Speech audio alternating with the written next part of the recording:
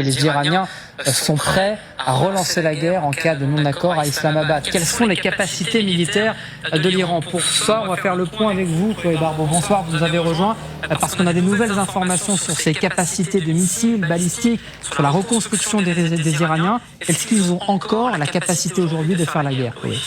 Eh bien, d'après les renseignements américains, l'Iran disposerait encore de 40% de son arsenal de drones d'avant-guerre. Alors ces engins peuvent être facilement détruits par les navires de guerre américains, mais ils sont une puissante force de dissuasion dans le détroit d'Ormuz parce que les pétroliers ne peuvent pas s'en protéger. Ensuite, on estime que l'Iran disposerait encore de 60% de ses lanceurs de missiles d'avant-guerre. Et encore plus intéressant, Téhéran serait en train de creuser, d'aller chercher des centaines de missiles cachés dans des grottes, des bunkers ou des dépôts secrets et pourrait rassembler jusqu'à 70% de son stock de missiles d'avant-guerre. Bien sûr, ces estimations sont imprécises, mais elles permettent aux renseignements américains d'affirmer qu'en cas de nouvelle attaque américaine, l'Iran pourrait se défendre. Alors évidemment, on parle beaucoup de cette flotte moustique. Est-ce que tous ces drones et ces missiles peuvent être tirés avec cette flotte et donc notamment ces petits bateaux? Oui. C'est possible. Et cette flotte moustique, c'est une flottille de plusieurs navires, surtout des vedettes, qui sont extrêmement rapides, jusqu'à 185 km/h.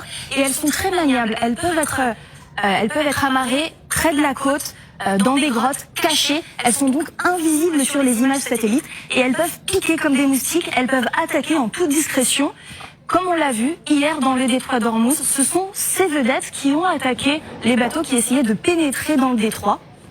Les Américains estiment que la moitié de cette flotte a été attaquée au cours de la guerre, mais l'Iran en aurait encore des centaines, voire des milliers. Merci beaucoup Chloé Barbeau pour ces informations. C'est très intéressant également parce qu'on a souvent l'habitude de se placer du côté américain. Est-ce que Donald Trump veut vraiment la guerre? Est-ce qu'il veut vraiment mettre fin? Mais d'un autre côté, amiral, il y a également les capacités iraniennes. Les Iraniens nous ont montré qu'on a souvent sous-estimé leurs capacités. Ils sont encore en état de faire face aux Américains. Je crois que personne ne les oublie, surtout pas les monarchies du Golfe, parce que bien sûr ces missiles-là sont principalement prévus pour frapper les monarchies du Golfe, puisque c'est le seul moyen de pression indirecte dont disposent les Iraniens, puisqu'ils ne vont pas frapper directement le territoire américain, ni même, semble-t-il, les bâtiments de guerre américains qui se tiennent quand même un peu à distance, et qui peuvent surtout se défendre.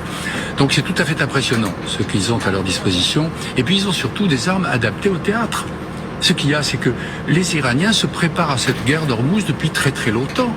Les Américains semblent être les seuls à ne pas avoir envisagé que ça se passerait là. C'est le levier essentiel. Bon, donc les vedettes rapides, elles sont à disposition. Le minage, ils peuvent le faire avec des boutres, avec n'importe quoi. Vous lâchez des mines un peu n'importe où, vous savez, une ou deux, ça suffit. Et même, il m'est arrivé de dire que des mines virtuelles, ça a encore plus d'effet, ça coûte rien. On dit qu'on a miné, comme ça a été dit dernièrement. Ça avait été dit par l'Iran qu'il y avait 7 ou 8 mines, puis on a vu 2 destroyers américains passer, le Peterson et autres, qui sont d'ailleurs toujours dans le Golfe, semble-t-il, et qui sont peut-être là pour protéger certaines monarchies contre les missiles, c'est-à-dire renforcer la capacité antimissile de certains pays.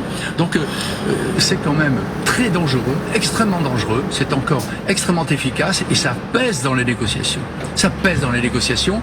Je crois que tout le monde a profité de ces jours de trêve pour se renforcer.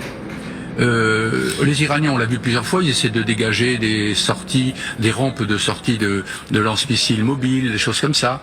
Et donc, et puis le territoire lui-même, tout le monde l'a vu, il est très montagneux, dans les montagnes, donc il est facile, on peut envisager de creuser.